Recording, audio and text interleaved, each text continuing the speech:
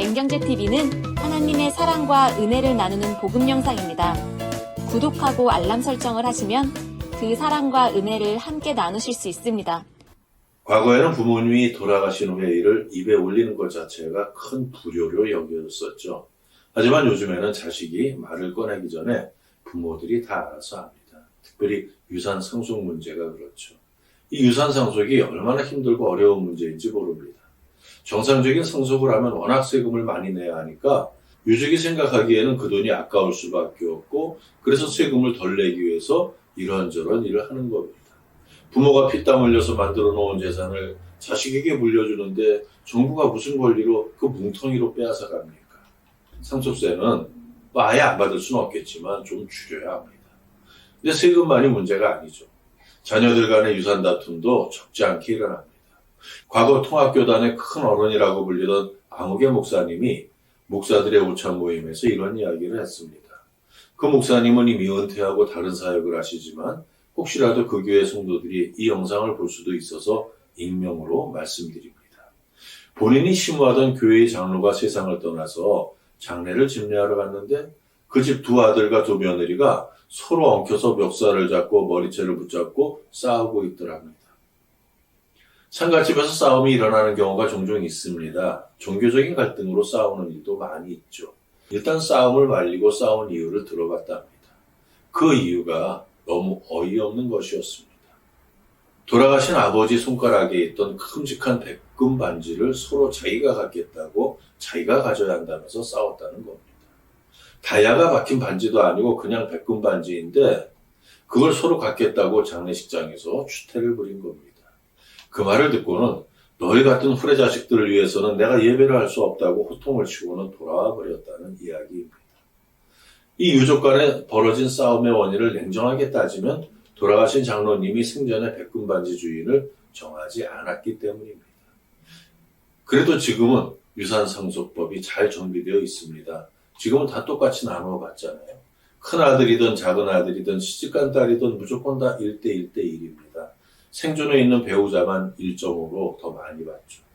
물론 부모님을 모신 자녀에게 기여도 같은 것이 인정되기는 합니다. 또 생전 유언장에서 어느 한 자식에게 몰아서 상속을 해주어도 다른 자녀가 유류분 청구 소송을 하면 어느 정도는 돌려받을 수 있습니다. 어쨌든 기본적으로는 똑같이 나눈다고 보면 됩니다. 과거에는 그러지 않았죠. 자녀에 대한 상속 비율이 차이가 크게 났었습니다. 장자와 차자들도 시집간 딸 등 각각 그 지분이 다 달랐습니다. 솔직히 큰아들이 거의 다 가져갔죠. 저는 그게 아주 오래된 고대사회에서부터 내려온 전통인 줄 알고 있었습니다. 그런데 그게 아니었습니다. 출가 외인인 시집간 딸은 상속에서 완전히 제외되고 아들들 가운데도 큰아들이 거의 가져가는 이 상속 방식은 조선 중기에 자리 잡은 제도였습니다. 조상제사라든가 장유효서와 같은 그런 사회 규범을 중요하게 여기는 유교의 영향이었죠. 고려 때의 상속제도는 지금과 같았습니다. 큰아들이나 작은아들, 시집간 딸이나 미혼의 딸, 아들 구분 없이 모두 똑같이 나누는 게 기본이었습니다. 그리고 일정 부분은 상속하지 않고 공동소유로 남겨두었는데, 예컨대 부모님이 남겨주신 유산이 100이라면 한 80 정도를 가지고 다 똑같이 나누고 20 정도는 남겨두었는데 그것으로 조상제사를 모시는 비용을 썼습니다. 얼마나 합리적이고 민주적인 제도였습니까? 조선시대는 물론 상속법이 개정되기 전 현대보다도 더 훨씬 민주적이었죠. 조선시대 이전에는 제사의 주체가 천신, 즉 하늘님 다음에 조상이었기 때문에 제사가 상속 분배에 큰 영향을 미치지도 않았습니다. 당연히 조상제사를 모시는 자녀에 대한 특전도 크지 않았던 겁니다. 이렇게 시대에 따라 상속의 풍습도 달라졌습니다. 요즘은 부모가 웬만한 나이가 되면 미리 유언장을 공증해두기 때문에 그만큼 다툼의 소지도 줄어들고 있습니다. 그런데 누가복음 15장에 있는 탕자 이야기를 보면 둘째 아들이 아버지에게 자신이 받을 유산을 미리 줄 것을 요구했습니다. 여기에 두 가지 비현실적인 문제가 있습니다.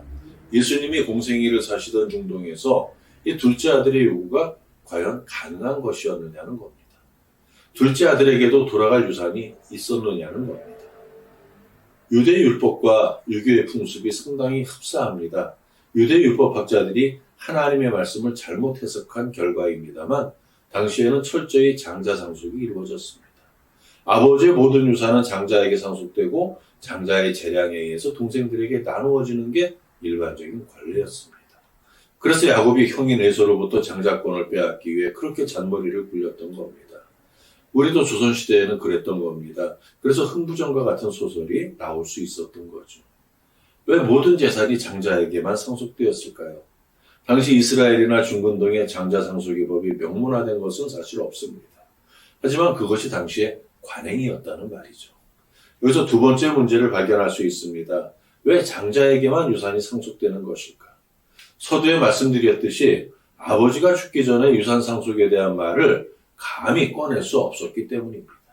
멀쩡히 살아있는 아버지의 죽음을 가정하고 그 후에 이야기를 한다는 것은 마치 아버지가 빨리 돌아가시기를 바라는 것과 마찬가지라는 거죠. 이런 생각만 해도 엄청난 불효요, 불경의 죄입니다. 돌로 쳐 죽여도 마땅한 죄였습니다. 그래서 아버지의 재산은 죽은 후에야 나눌 수 있었던 거죠. 근데 작은 아들은 감히 자신에게 아무 권리도 없는 재산 분배를 요구한 겁니다. 그뿐 아니라 두 눈 시퍼렇게 뜨고 살아계신 아버지가 돌아가신 후에 형의 재량에 따라 많이 나눠줄 수도 있고 적게 나눠줄 수도 있는 것인데 그 이야기를 먼저 꺼낸 겁니다. 마땅히 돌에 맞아 죽을 만한 죄를 지었습니다. 아들이 이렇게 큰 죄를 지었지만 아버지는 어떻게 반응했나요? 전혀 죄를 묻지 않았습니다. 그뿐만이 아니라 아들의 요구를 흔쾌히 들어주었습니다. 그러니까 이 말씀은 실제로 있었던 일이라고 보기는 힘듭니다. 예수님이 완악한 바리새인들을 깨우쳐주기 위해 만들어서 하신 말씀입니다. 일종의 예화 설교를 하신 겁니다. 근데 왜 하필 당시의 법과 관행에 전혀 맞지 않는 예화를 들려주셨을까요? 이게 바로 하나님의 마음이라는 거죠. 무지몽매하고 어리석은 인간이 아무리 죽을 짓을 저질러도 참고 용서하고 기다리다가 언제라도 돌아오면 세상을 다 얻은 듯 기뻐하는 이 아버지의 마음을 말씀하신 거죠. 이게 바로 우리를 사랑하시는 하나님의 마음이라는 겁니다. 우리가 자녀에게 물려줘야 할 유산 가운데 가장 중요한 유산은 물질이 아닙니다. 물질보다 훨씬 소중하면서 상속세도 필요 없는 유산, 바로 믿음의 유산입니다. 하나님을 열심히 믿고 믿음의 유산을 잘 남기시기를 소원합니다. 오늘도 함께해 주셔서 감사합니다. 주님의 사랑으로 축복합니다.